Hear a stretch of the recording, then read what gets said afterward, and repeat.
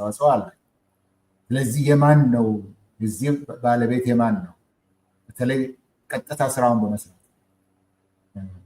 ቦንድን በመግዛት የኢትዮጵያ ህዝብ ስለተባበረ የኢትዮጵያ ህዝብ ነው ባለቤትነት አለው ልትል ትችላለህ።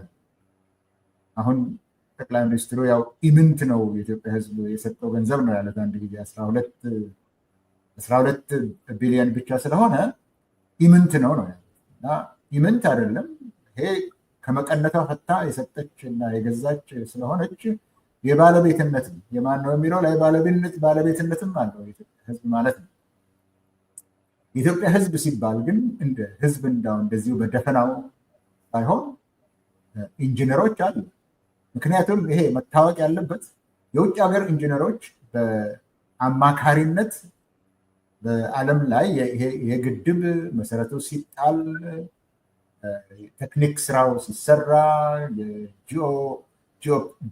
ጂኦፊዚክሱ ሲጠና የመሬት መንቀጥቀጥ ጉዳዩ ሲጠና የነዚህ ሁሉ በሚጠኑበት ጊዜ ይሄ የፍሳሹ መገታት ምን ሊያመጣ ይችላል፣ በታችኛው ተፋሰስ ሀገሮች ላይ በላይኛው ተፋሰስ ላይ ምን ያመጣል፣ ከሌሎች ጋር ምን ያደርጋል የሚለው ነገሮች ብዙ ጥናቶች። አሁን አንድ ሰው በቪዲዮ ሲሰማ ነበር በመንገድ ላይ ከመጀመሪያ የነበሩበት ኢንጂነር ጌዲዮን የሚባሉ ሰው በሪፖርተር ጋዜጣ ላይ ሲናገሩ ሰምቻለሁ እና ያጠኑት ጥናት እስከ 153 ዶክመንቶች ነው የነበሩት። የተለያየ ዲሜንሽን አለው ይሄ ጉዳይ። የኢንጂነሪንጉ ብቻ አይደለም፣ የምህንድስናው ብቻ አይደለም፣ መሬቱ ሁሉ አለቱ ሁሉ መጠናት አለ። አለት ይሄ ትልቅ ግድብ የሚለው ያ ትልቅ ስትራክቸር የሚቆምበት አለት መጠናት አለበት። ይሄንን እንግዲህ ጂኦሎጂስቶች ሁሉ ስለሚገቡበት 153 ዶክመንት ነው ያሉት። ይህንን 153 ዶክመንትን ያጠኑት አብዛኞቹ ኢትዮጵያውያን ናቸው። ሌሎቹ ከጀርመን ሀገር ከሌላው የዚህ የቴክኒካል የኤክስፐርቶች ግሩፕ የሚባሉት የተጠሩት ይሄ ግድብ በዓለም አቀፍ ደረጃ ያለውን ስታንደርድ የጠበቀ ነው ወይ የሚለው ጉዳይ ላይ ምስክርም እንዲሆኑ የተጠናውን ጥናት ሙያውን ባላቸው በትክክል መጠናቱ እና ግልጽ በሆነ መንገድ በተደበቀ አይደለም፣ ግልጽ በሆነ መንገድ ለዓለም አቀፋዊ ህብረተሰብ በሚያውቀው መሰረት ሲሰሩ የነበሩት እነዚህ አጥኚዎቹ ድልድዩ ሳይወርድ ነው። ይህንን አጥኚዎቹ ይህንን ዶኪመንት የሰሩትም ባለቤት ናቸው። እኚህ ሰው ብዙ ጊዜ ሲናገሩ እንደሰማሁት የባለቤትነት ስሜት አይሰማቸውም፣ ግን አስተዋጽኦ እንዳደረጉ ለግድቡ ግብአት እንጂ ለራሳቸው እንዳልሰሩ አድርገው ነው ሲናገሩ የነበረው። ግን ጥልቀቱ በሚያስገርም አኳኋን ተናግረዋል በዚህ ጉዳይ ላይ። እነዚህ ባለቤቶቹ ናቸው። ጂኦሎጂስቶቹ ባለቤቶቹ ናቸው። መሐንዲሶቹ ባለቤቶች ናቸው። ውበት እንዲኖረው አብረው የሰሩት አርኪቴክቶቹ ናቸው። አሁን ቅድም የጠቃቀስኳቸው ሾፌሮቹ ባለቤቶች ናቸው። መንገዱን የሰሩት ባለቤቶች ናቸው። የጠበቁት ወታደሮች ባለቤቶች ናቸው። ዘበኞቹ ባለቤቶች ናቸው። ዛፉን የተከሉት ባለቤቶች ናቸው። የመነጠሩት ባለቤቶች ናቸው። ምክንያቱም ሰፊ ምንጠራ ነው ያ ቦታ የሚፈልገው። ዶዘሩን ያመጡት፣ ዶዘሩን የነዱት ሁሉ የዚህ ባለቤት ናቸው። የኢትዮጵያ ሕዝብ ባለቤት ነው። ይሄ በምንም አይነት ነገር መንገድ መሸራረፍ ያለበት ጉዳይ አይደለም። አመራር የሰጡም አሉ። ባለቤት እነሱም በአመራር በመስጠታቸው ባለቤት ናቸው። የፖለቲካ አመራር፣ የዲፕሎማሲ አመራር የሰጡም እነዚህም ባለቤት ናቸው። ስለዚህ ቅድም እንዳልኩት የጋራ ፕሮጀክት ነው። አሁንም የጋራ ባለቤትነት ነው ያላቸው። ሁሉም አሁን አንተ እንዳልከው ቦንዱን ስለገዛሁት ባለቤትነት ይሰማኛል እንዳልከው ቦንዱን የተሸከሙት ብቻ ሳይሆን ለዚህ ሁሉ አስተዋጽኦ ያደረጉት ሁሉ በባለቤትነት ደረጃ እነሱ ናቸው ሊጠቀሱ የሚገባ። ከዛ ውጭ የሚደረግ ትግል በሙሉ የሚገባ ትግል አይደለም። ያንን ይሄ አሁን እኔ የዘረዘርኳቸው ነገሮች እንዳልሆኑ አድርጎ ማሰቡ ትክክል አይደለም። በእኔ በኩል የግድቡ ባለቤት ማን ነው ላልከው፣ ለእኔ እንግዲህ የኢትዮጵያ ሕዝብ ነው በደፈናው። ነገር ግን ሁሉም ደግሞ በየፊናው ያደረገው አስተዋጽኦ መታወቅ አለበት። ነገር ግን የጋራ ፕሮጀክት ነው፣ የጋራ ባለቤትነት ነው፣ የጋራ አለኝታ ነው፣ የጋራ ኩራት ነው፣ ብሔራዊ ኩራት ነው። እኔ እንደዚህ ነው የሚታየው። አመሰግናለሁ። ይህንን ጥያቄ ለምንድን ነው የጠየቅኩ?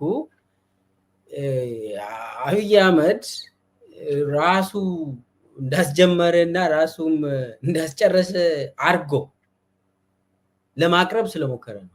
የግድቡ ባለቤት አሁን ዳንኤል ክብረት ጋር ሆኖ ባለፈው እዛ ጁባ ህዳሴው ግድብ አጠገብ ቁጭ ብሎ ዳንኤል ክብረት ጋዜጠኛ ሆኖ ቀርቦ ማለት ነው እዛ ሲያወሩ መለስ ዜናዊ ምንም ሳይሰራ ነው የሞተ ብሎ ተናገረ። ከዛ በኋላ ከኢንጂነር ስመኘው በቀለ ጋር እንደተጣላም ተናግሯል። እዛ ሂጄ ተናድጄ ተጣልቼ ተመለስኩኝ ምናምን ብሎም እሱ ራሱ ተናግሯል። ዞሮ ዞሮ ኢንጂነር ስመኘው ምንም እንዳልሰራ አድርጎ ለማቅረብ ብለው እኔም እንደተጣላው አንተ ራስህ ታስታውሳለህ አይደል ብለው ዳንኤልን ስጠይቅ ዳንኤል አዎ ጌታ ብሎ የመለሰ ይመስላል። እንደዛ አይነት እንትን እያደረገ እየተግባቡ ነበር። አንተም ቅድም እንዳልከው የኢትዮጵያ ሕዝብ ምንም እዚህ ግባ የሚባል አይደለም፣ አንተ ያዋጣ እኔ ነኝ እየገነባው ያለውት ብሎ ከዛም በፊት ተናግሮ እንዳውም ከዚህ በኋላ የሚቀረው ስንት ቢሊዮን ብር ነው እንደዛ ብሎ አንተ ምንም እኮ አላዋጣም ብሎ ኢትዮጵያ ህዝብን የሰደበበት አጋጣሚ ነበር እና በአጠቃላይ ባለፈው ምረቃው ላይም በስመኘው በቀለ ጊዜ በኢንጂነር ስመኘው በቀለ ጊዜ የነበሩ ኢንጂነሮች አንድም ሰው አልተሸለሙ። በአብይ ጊዜ የነበሩ ኢንጂነሮች ብቻ ናቸው የተሸለሙት። የኢንጂነር ስመኘው ስም እንኳን ተነስተው አንዳንዴ እኮ ምስክር ወረቀት እንኳን መስጠት እኮ ይቻላል። ባለቤቱን ጠርተ ወይ ደግሞ ስሙን እንትን ብለ ሬኮግናይዝ አድርገ ባለቤትም ነህ ብለ። ይሄ አልተደረገም። አብይ ያደረገው የራሱን ኢንጂነሮችን ሸለመ። በመለስ ዜናዊ ጊዜም ለመለስ ምንም እውቅናም አልተሰጠም። ዞሮ ጠቅላላ አድርጎ ስለወሰደ ነው። አጠቃላይ የህዳሴ ግድብ ባለቤት ማን ነው ብዬ የጠየቅኩት አብይ ለማስተላለፍ የሞከረው የህዳሴ ግድብ ባለቤት እኔ ነኝ ብሎ ስለጠየቀ ነው። እንደዛ አንተ የኢትዮጵያ ህዝብ ነው ባለቤቱ። ከዚህም በፊትም ኮንትሪቢዩት ያደረጉ ሁሉ ባለቤቶች ናቸው ከታችኛው እርከን እስከ አመራሩ ብለሃል አንተ። የአብይ አህመድ ሚና ምን ተብሎ ቢገለጽ ጥሩ ነው በአንተ አስተያየት? ጥሩ የአብይ ሚና ጥሩ ነው። ያው አጠያየቅ ወደዛው እንደሆነ ለእኔ ገብቶኛል። ግን መነገር ላለበት ነገር አሁንም ለኢንጂነር ስመኘው ምክንያቱም እኔ በፎቶግራፉን አይቻለሁ። እዛ ቦታ ላይ ላቡን እያንጠራጠራል ሲሰራ እንደነበረ ግልጽ ነው። ይህንን የኢትዮጵያ ህዝብ ያውቀዋል። ከመሰረቱ ጀምሮ በታላቅ አገር ወዳድነት በታላቅ አርበኝነት ሲሰራ እንደነበረ ፎቶግራፎቹ ያሳያል።